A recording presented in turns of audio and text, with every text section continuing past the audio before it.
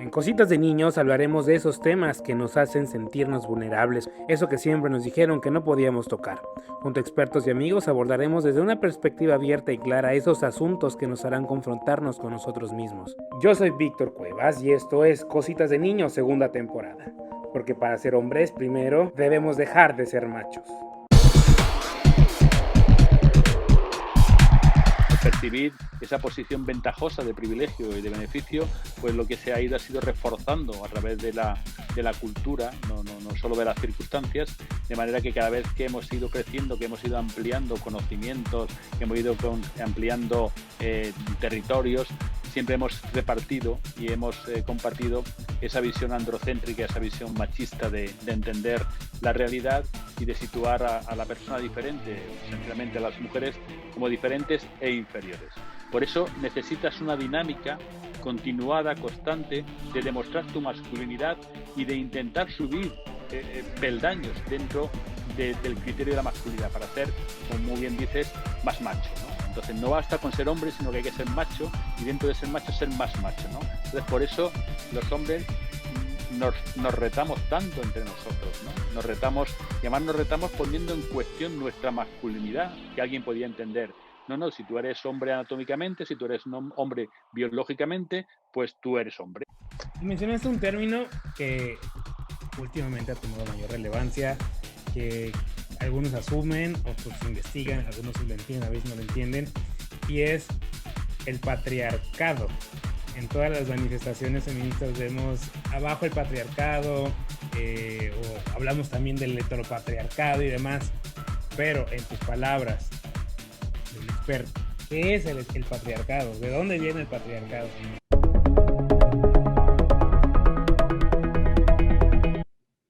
Bueno, al fin, yo creo que son referencias que en un momento determinado tienen como, digamos, más aceptación, pero para mí las utilizo como sinónimos entendiendo que hay diferencias, ¿no? Por ejemplo, para mí patriarcado, androcentrismo y machismo es lo mismo, porque no son tres mundos distintos, ni tres espacios donde no existe el otro. Es decir, donde está el patriarcado, está el androcentrismo y está el machismo.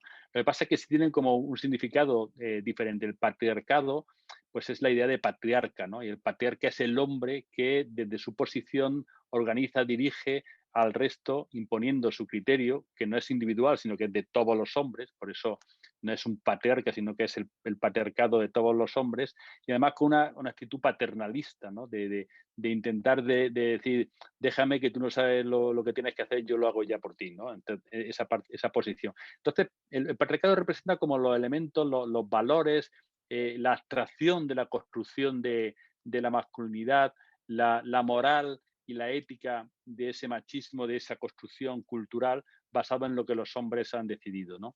El androcentrismo viene a ser el elemento práctico para filtrar la realidad y para filtrar la respuesta. Todo se filtra a través de la figura y de la posición y de la mirada y del sentimiento de los hombres. El androcentrismo es pasarlo todo por el filtro de los hombres, saber qué es lo que puede traspasarlo y qué es lo que no debe traspasarlo, ¿no? Entonces, consolidar eso desde la posición y la visión de los hombres y el machismo es la consecuencia práctica operativa de esa situación, digamos, abstracta en términos de valores, en términos de moral, en términos de ética, que es el patriarcado con su androcentrismo funcional para definir la realidad y luego aplicarla en términos de machista, ¿no? De día a día. Pero son, insisto, como al principio, no hay un lugar donde existe el patriarcado y no existe el androcentrismo o no existe el machismo, sino que forman parte de la misma realidad con distintos niveles en cuanto a elementos que configuran y definen esa realidad. Eh, eh, Tú no puedes decirle a un maltratador que eres un patriarcalista. Sí que existe esa palabra, que no lo sé, ¿no? Porque sería, ¿qué me estás diciendo, no? Es un machista. Porque en términos coloquiales hemos identificado que ese tipo de conductas con la del hombre macho, gallito, tal y cual, pero puede haber un hombre muy tranquilito que no sea tan macho, tan gallito y que sea igual de controlador, igual que de dominador, igual de violento, pero con otras formas de ejercer la violencia, ¿no? Por eso forman parte de una misma realidad, aunque tienen sus elementos y sus matices diferenciales. Y conscientemente nos podemos dar, digo, asumo que sí, pero suponiendo que alguien que nos esté escuchando en este momento le esté sirviendo como para empezar a enfrentar sus demonios y demás, ¿cómo, digo, no creo que exista una fórmula o una receta, pues, pero ¿cómo sugieres tú que podremos empezar nosotros, pues, a cambiarnos el chip, ¿no? A confrontarnos con ese cáncer que traemos arrastrando culturalmente, como mencionas, ¿no? ¿Cómo podemos nosotros comprometernos, ayudar a que, pues, cuando menos las mujeres estén a salvo en el metro cuadrado donde estemos nosotros, ¿no? ¿Cómo podemos nosotros como hombres comprometernos a ir cambiando la situación que estamos viviendo? Sí, no es fácil la respuesta, ¿eh? Es verdad que todo el mundo tiene muy claro qué es lo que no se debe ser, pero no es tan fácil saber cómo se llega a no ser siendo otro hombre, ¿no? Es decir, porque no es un proceso inconexo, es decir, no dejamos de ser y durante un tiempo estamos en la nada, estamos en un limbo, sino que conforme dejamos de ser estamos empezando a ser de otra forma, ¿no? Entonces yo creo que lo más importante para un hombre eh, es entender que para no ser machista, y es algo que a los hombres le incomoda. Tú cuando dices a un hombre, ¿eres machista? La gente dice, pues sí, claro que sí, tal. No, se sienten incómodos, aun siéndolo, ¿no? Aun reconociendo que actúa como un hombre dominador, como un hombre que dice piropos o que agrede verbalmente a las mujeres, pero no le gusta que le digan machista, ¿no? No hay ese reconocimiento. Entonces, lo primero que hay que decirle a los hombres como argumento es decir, que, mira, si tú no quieres ser machista, bien porque no te guste o bien porque decidas que efectivamente reproducen muchas conductas que para ti son normales y luego son parte del machismo, es que para no ser machista tienes que dejar de ser machista. Es decir, que no es un enunciado. Es decir, no basta decir, yo no soy machista o yo no soy maltratador. Eso no es nada. ¿Por qué? Porque es como si tú ahora mismo dices, yo no soy mexicano o yo, no, y yo digo, yo no soy español porque no me siento identificado con mi gobierno, con la situación que está viviendo España. Eso no tiene sentido. Puede llegar un momento en el que yo me desvincule y busque ser apátrida o busque otra cosa, ¿no? Pero sería un proceso que no es fácil, que no es decir, pues bueno, pues ya no voy a hablar español, ahora a partir de ahora voy a hablar inglés.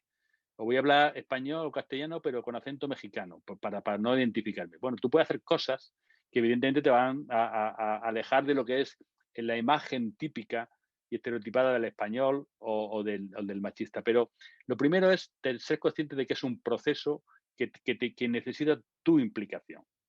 Y por lo tanto, la necesidad de encontrar y de buscar referentes a través de la lectura, a través del movimiento feminista, de otros grupos de hombres por la igualdad, que te ayuden un poco a dirigir esto, porque si no la búsqueda es muy abstracta. No es igual si tú tienes que buscar a una persona en un centro comercial sabiendo que ha ido a comprarse unos zapatos y lo buscas en zapaterías, que sabiendo que ha ido al centro comercial, que tienes que buscarlo por todos sitios, ¿no? Entonces, cuanto más elementos tienes de lo que estás buscando, más fácil es que lo encuentres. Y entonces, en ese proceso de búsqueda, de conocimiento, es muy importante tener esos buenos referentes, ¿no? Y luego, creo que otra parte importante en el momento inicial es renunciar. Es decir, los hombres tenemos privilegios a costa de los derechos que le hemos quitado a las mujeres. Los espacios, los tiempos, las funciones, los puestos de trabajo son los que son. Si nosotros los ocupamos de más, es porque las mujeres los tienen de menos. Es así de sencillo. Si nosotros no asumimos responsabilidad en el hogar, la asumen en exceso las mujeres. Entonces, todo ese tipo de cuestiones tenemos que renunciar y tenemos que replantearnos algo tan simple como nuestro día a día, nuestro tiempo, dónde vamos, a qué hora entramos, a qué hora salimos, con quién lo hacemos. Es decir, esa libertad para decidir tenemos que cuestionarla y ponerla en relación con nuestros entornos, con nuestra pareja, si es una situación de pareja, o con nuestras personas cercanas, ¿no? Da igual en las circunstancias en las que nos encontremos, ¿no? Entonces, yo creo que con esos tres elementos, la conciencia de que es un proceso activo que exige nuestra responsabilidad y nuestro compromiso, la búsqueda de referentes y la renuncia, creo que es un buen comienzo. Un buen comienzo que si encontramos esos apoyos adecuados en cuanto a lo que es el referente y en cuanto a lo que es la renuncia, la aceptación de la renuncia por nuestra parte, tendremos como mucha facilidad para continuar.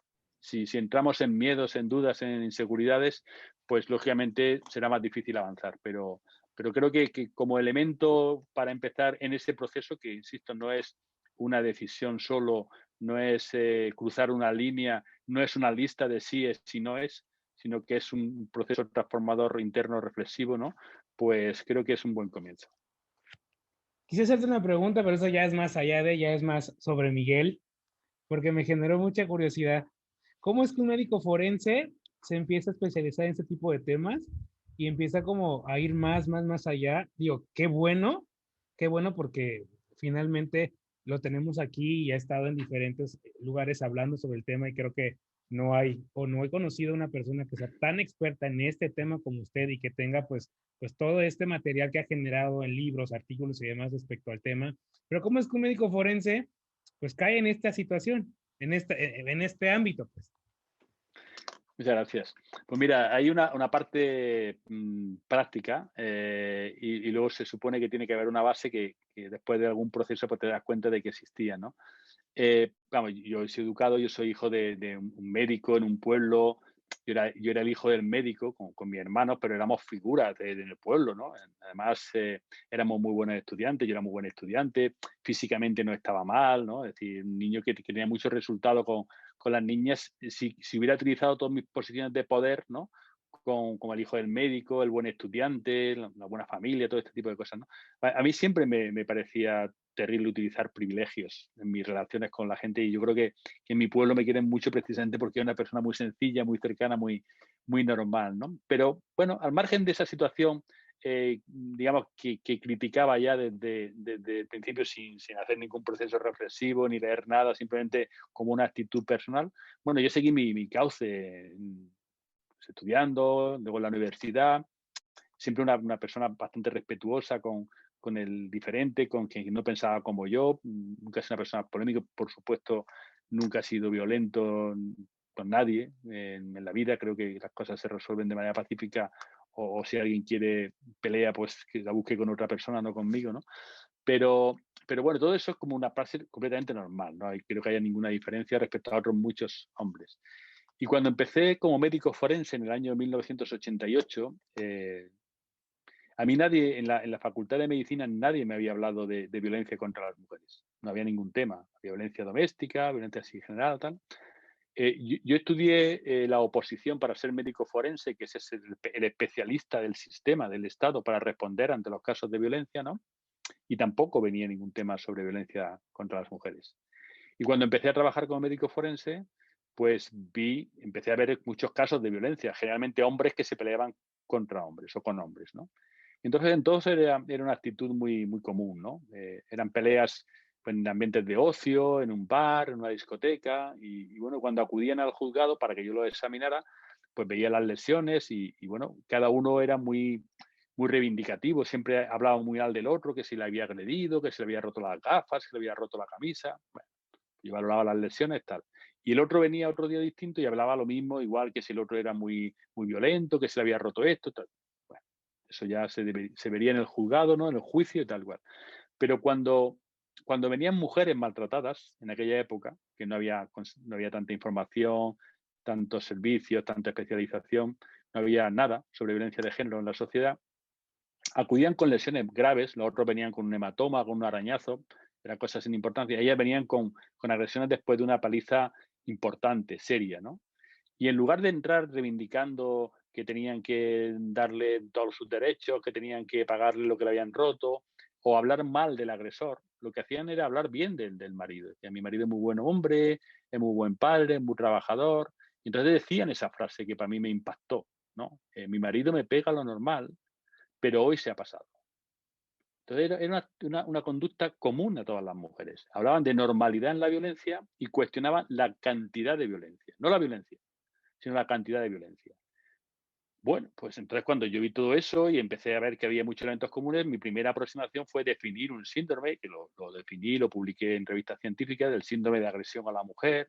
Y entonces, en ese síndrome, yo lo que describía era pues esa normalización, esa justificación, esa minimización, y luego veía que todo eso obedecía a una construcción cultural, que no era una decisión individual de esas mujeres, ni de esos hombres, ni de las circunstancias. Es decir, como mucha gente decía entonces, "Ah, estos que son gente que está en paro, esto es gente que es alcohólica, esta es gente inmigrante". Y dice, no, no, esto pasa en todos sitios. Entonces, cuando empecé a trabajar esos factores culturales que no se habían relacionado dentro del ámbito de la medicina forense, en otros ámbitos sí, ¿no?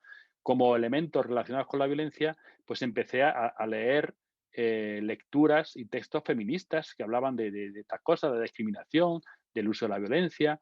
Y claro, ahí fue cuando empecé a ampliar la mirada, cuando empecé a entender que efectivamente el problema no solo era circunstancial, de contextos culturales, sino que era toda la cultura la que de alguna manera facilitaba que eso ocurriera, que se justificara, que se minimizara, que incluso la respuesta desde el derecho fuera mínima, que no estuviera adaptada a esa realidad y que por lo tanto, si quisiéramos o si queremos transformar eso, no basta con abordar los contextos puntuales, sino que tenemos que buscar esa transformación social. Entonces, a partir de ahí, pues fui ampliando un poco el nivel de análisis, el nivel de referencia crítica, el nivel de estudio y fui pues encauzando más esa reflexión y esas aportaciones no al ámbito específico del resultado de la violencia como médico forense, sino también trabajar sobre la prevención de esta violencia, cambiando el contexto que da lugar a ella, que es el contexto social y cultural. ¿Y qué te ha dejado a nivel personal todo esto? O sea, todo este camino con este tema y demás, ¿qué te ha dejado a nivel personal?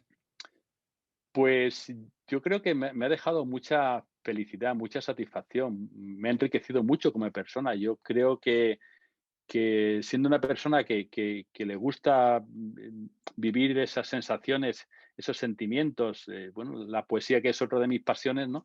Pues esa capacidad de introspección, de buscar la verdad a través de la intimidad y ver que no es una cosa exclusiva, sino que es un elementos que compartimos, pues al final me ha ayudado a tener esa mirada y ese tiempo para profundizar en los elementos más íntimos, ¿no? No personales, sino de, de, de no superficialidad, ¿no? No haber caído en esa dinámica de reconocimiento simbólico a través del dinero, de los objetos, del reloj, del coche, sino poder pararme y sentirme cerca y sentirme totalmente empático con quienes están en estas circunstancias de violencia, con la necesidad de compartir sus anhelos para acabar con ella y para transformar la sociedad, creo que me han hecho más humano y me han hecho sentir más cerca de mucha gente, de mucha gente de mi entorno. Creo que me han hecho mejor padre a la hora de relacionarme con mis hijos, que son dos y son dos hombres, dos, uno de 24 años y otro de 20, ¿no? Pues son dos hombres que espero que no sean hombres en el sentido tradicional machista de definir la masculinidad. Y creo que he intentado ser un buen ejemplo para ellos sin actuar, simplemente comportándome, ¿no? Y entonces creo que es un proceso enriquecedor que te hace sentir mejor y que yo creo que también hace sentir mejor a la gente que está cerca de ti. En tu libro Autopsia al machismo, del cual me encantaría que nos platicaras más, tengo una cita aquí que me encantó y que sí te hace reflexionar mucho, ¿no? Que es, por eso el machismo no existe, porque el machismo lo es todo. Esa es una de sus trampas, llevar al absurdo y desacreditar la referencia que presentan los acontecimientos como consecuencia del machismo, para tratar de situarlos en lo inmediato, en esas circunstancias cercanas a cada uno de los hechos que terminan por condicionar la forma de presentarse, pero que no son la causa de que se produzcan.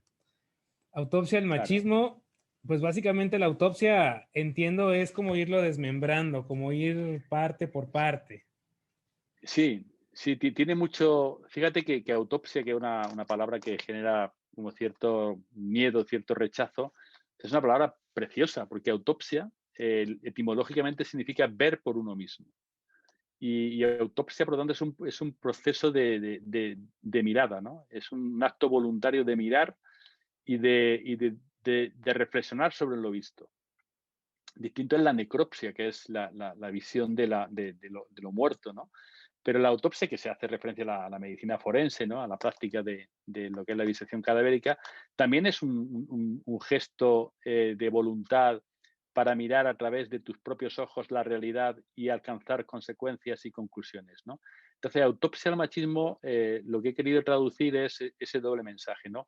La necesidad de que ante una realidad impuesta, ante una realidad definida por otros, por los hombres, nos posicionemos de manera individual y seamos capaces de mirarla de manera individual para luego compartir el resultado de esa mirada.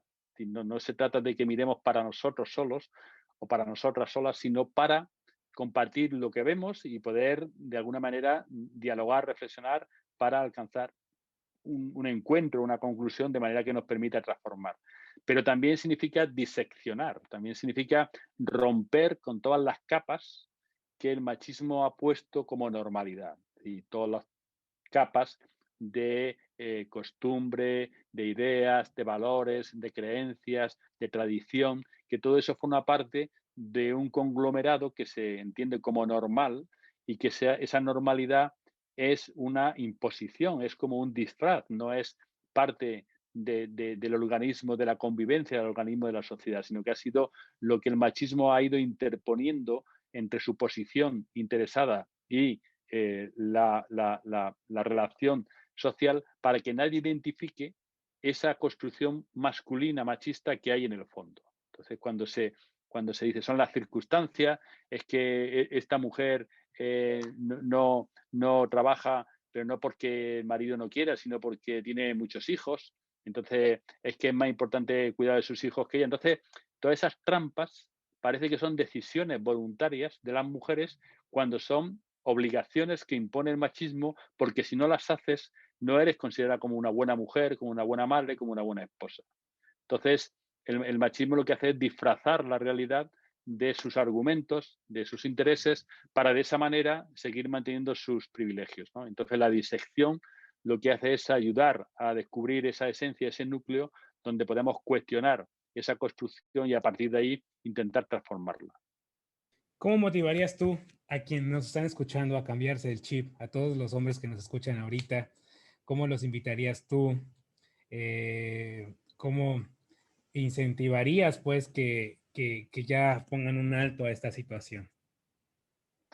Bueno, yo creo que los hombres tenemos que entender, y por lo tanto quienes nos escuchen tienen que entender que la situación actual es una injusticia social que genera grandes problemas de convivencia, que genera toda la injusticia social de la discriminación, de la desigualdad contra las mujeres y que como parte de ella se produce toda la violencia.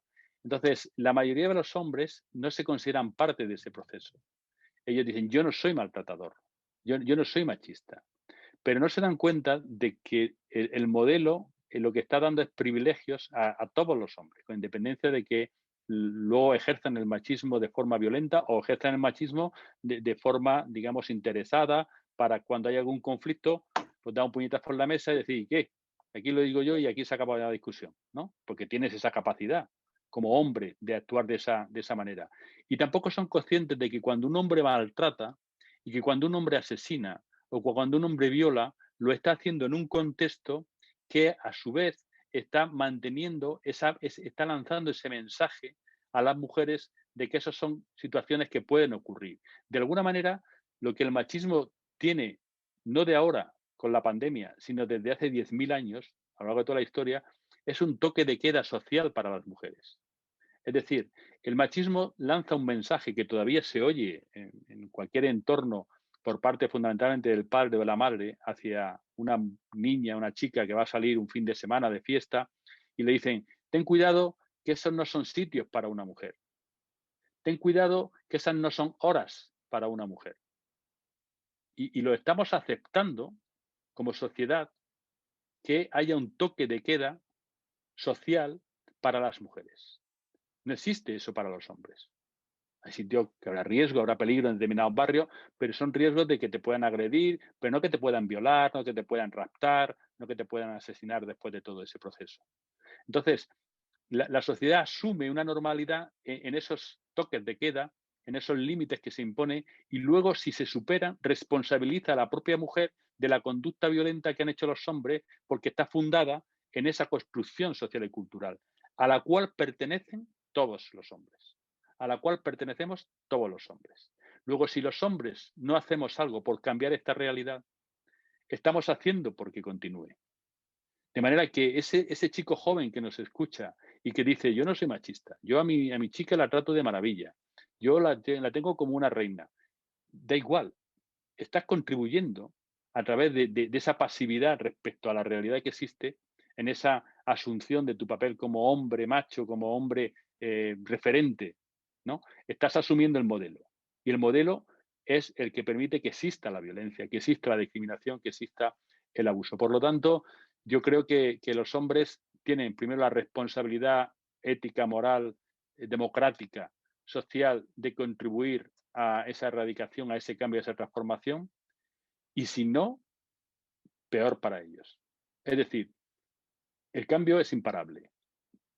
Si no están en el cambio, van a estar en las consecuencias negativas del cambio, porque la sociedad no se va a parar, porque no se ha parado durante miles de años de injusticia mucho más manifiesta, mucho más radical, mucho más exigente que ahora. Y esta transformación que estamos viviendo va a terminar en una sociedad igualitaria, en una nueva referente cultural. Luego, los hombres que no se incorporen, evidentemente, van a estar desplazados del ámbito de convivencia democrática, como lo están aquellas otras personas que no comparten los valores democráticos. Luego, por responsabilidad, por justicia social y por interés, deben cambiar a favor de la igualdad porque lo único que van a recibir es beneficios y ventajas en una sociedad mucho mejor, en unos entornos mucho más armónicos y en una situación personal probablemente mucho más profunda, mucho más humana. Y hay una pregunta que no quería hacer, bueno, sí, moría por hacerte, pero que no quería hacerte porque dicen que, pues, para evitar conflictos hay que evitar hablar de política y de religión. Pero en tu artículo, El machismo radical, mencionas la derecha es conservadora y el conservadurismo se basa en la perpetuación de su modelo y orden social, el cual está construido sobre una cultura levantada por lo que los hombres han considerado y decidido desde su posición, otorgándose a sí mismos el poder y la capacidad para gestionarlo. Por lo tanto, el conservadurismo supone la continuidad del modelo patriarcal y su ejercicio práctico a través del machismo radical que está en su origen. Y la dejo hasta el final porque reitero, no quería hacértela porque es muy polémico el asunto, pero ¿qué tanto la religión, independientemente de la religión que sea, es parte de este cáncer? Sí, no, pero no es polémico. Yo creo que lo polémico es quien interpreta que hablar de religión es faltar a los sentimientos religiosos. Y no se falta a ningún religioso. Yo me siento una persona religiosa. Yo he sido educado en la religión cristiana y católica y hay muchísimas cosas que no comparto, pero tampoco la ataco ni cuestiono porque creo que hay un nivel de sentimiento que es muy personal, que es muy íntimo y que la gente podrá entender o no, pero ese sentimiento está presente en muchas personas y lo que se puede criticar son determinadas decisiones desde la Iglesia o de determinadas figuras o representantes de la Iglesia que pueden y tienen que ser cuestionados si queremos mejorar como sociedad, como cuando se dice algo incluso de tu entorno familiares, que es lo que más quieren, ¿no? Pero evidentemente no es atacar a la religión, decir que cualquier religión es una construcción del patriarcado, es decir, las religiones son reproducciones del sentido de trascendencia que los humanos hemos tenido desde el principio sobre un mundo, digamos, diferente a lo que es el presente, la actualidad, esa trascendencia en la continuidad, en el más allá, que refuerza la construcción del más acá, ¿no? Y le da ese valor añadido que no se somete a juicio, ¿no? Porque viene como definido por un elemento que supera lo que es la construcción humana. Entonces, las religiones, por supuesto, que han tenido un papel muy importante en la consolidación de los referentes que nos hemos dado para organizar las culturas en nuestro planeta a través del vínculo de esa construcción con la trascendencia, ¿no? Y como dándole como un marchamo de mayor valor al identificarlo también con valores trascendentes, ¿no? Entonces creo que forma parte de esa construcción humana llevada a la religión y que por lo tanto se puede cambiar igual que las religiones han cambiado históricamente en muchísimas cosas que para ellos o para esas religiones eran elementos esenciales y se han ido modificando, pues yo creo que la necesaria reflexión sobre el papel de las mujeres, sobre la construcción de la cultura, sobre el papel de la religión dentro de esa construcción de la cultura y con las mujeres se puede cambiar y hay teólogas feministas y hay planteamientos que están pidiendo esa transformación. Igual que en los planteamientos conservadores. Los planteamientos conservadores reproducen ese modelo, pero pueden reflexionar y romper con esa construcción androcéntrica que sitúa a los hombres en una posición referente respecto a las mujeres. Es decir, que no es una crítica solo en la crítica, sino en la crítica llamando a la necesidad de cambio y de transformación. Desde tu posición como experto en el tema, ¿qué diagnóstico me das? ¿Crees que algún día, no serán 5, no serán 10, quizá en 50 o en 100 lleguemos a un punto en el que pues esto ya esté al menos erradicado en su mayoría? No podemos decir que un 100% porque pues finalmente es una construcción social y es un tema cultural y es un tema que va a tomar muchos años, pero ¿crees que logremos ese punto en el que ya lo tengamos ya más como anécdota que como realidad? Sin duda tenemos que ser optimistas a través de la responsabilidad y del compromiso, no del deseo. Si lo deseamos nada más, pues será una maravillosa propuesta, pero yo creo que se está avanzando, que las mujeres nos están dando esa lección de nuevo de generosidad y de compromiso para lo que va a ser un bien social, no un bien solo para ellas, ¿no? Sino que vamos a mejorar como sociedad, como todo lo que ha aportado el feminismo hasta ahora, que no solo ha aportado ventajas a las mujeres, sino que ha hecho las sociedades más ricas, las democracias mucho más plurales y mucho más abiertas y mucho más participativas, y por lo tanto ha sido bueno para toda la sociedad, para los hombres de la sociedad también. Y por supuesto que sí, que vamos a alcanzar esa igualdad. Como bien dices, igual que ahora tenemos los derechos humanos como marco y sabemos que hay muchas limitaciones y que tenemos que seguir trabajando y que tenemos que seguir defendiendo y que tenemos que seguir actuando contra gente que falta y quiebra sistemáticamente a los derechos humanos, pero eso no significa que no tengamos un modelo de democracia basado en los derechos humanos, ¿no? Entonces tenemos que seguir avanzando en esa imperfección, ¿no?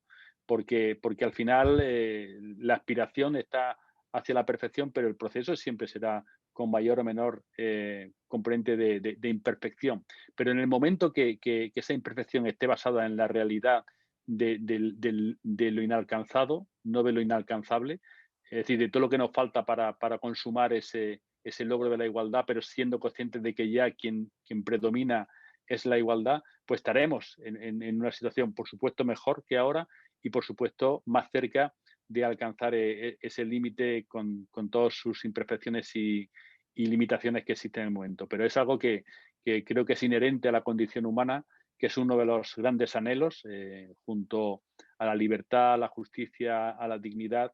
La idea de igualdad es un ideal humano que forma parte de nuestra propia esencia y es imparable y es algo que si en las épocas más duras y terribles no se ha conseguido evitar ni apagar, no se va a conseguir ahora, donde la transformación social ya claramente ha decidido que lo que queremos es igualdad. Miguel, ¿dónde pueden conseguir tus libros?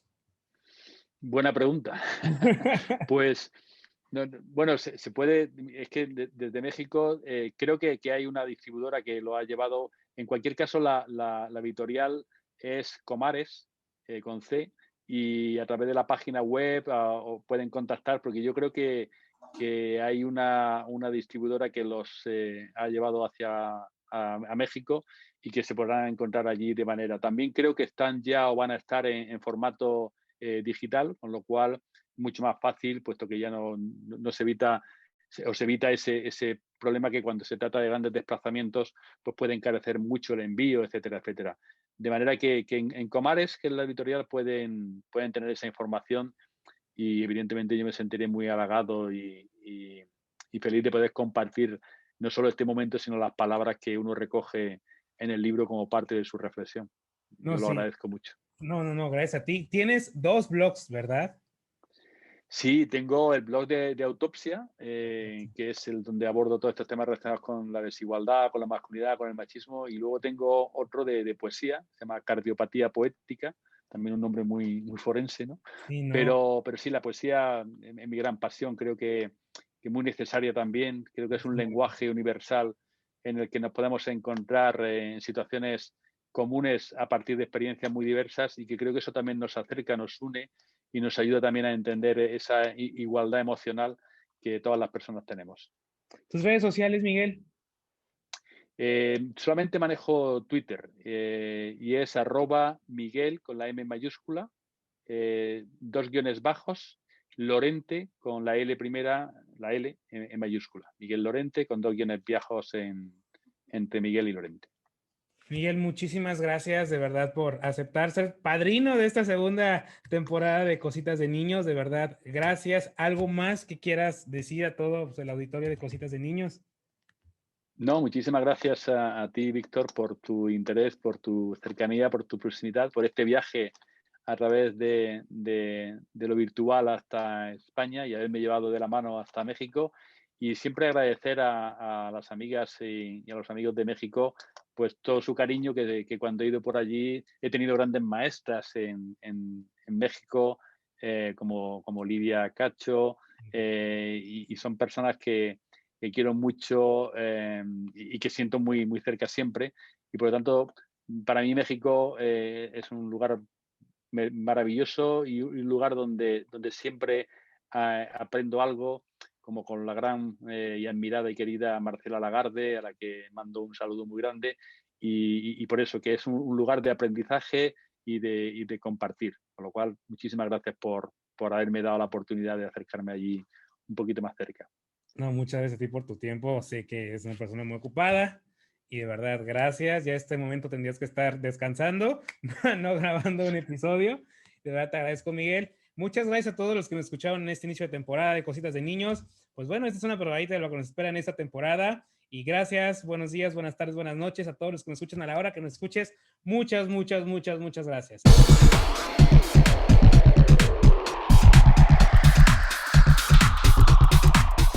Para iniciar, me gustaría hacer una diferenciación entre enamoramiento y amor, porque creo que muchas veces nos confundimos entre esta parte del enamoramiento inicial de tener una relación de pareja a lo que ya es la construcción del amor.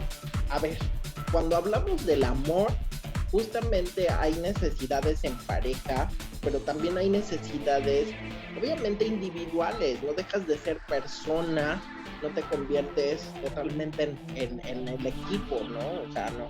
Hay muchos lenguajes del amor, ¿no? Y cada uno tiene su propio lenguaje. Lo que para ti puede ser amorosamente estar abrazando al otro y tocando al otro y todo el tiempo queriendo estar en contacto físico, para otras personas no es necesario.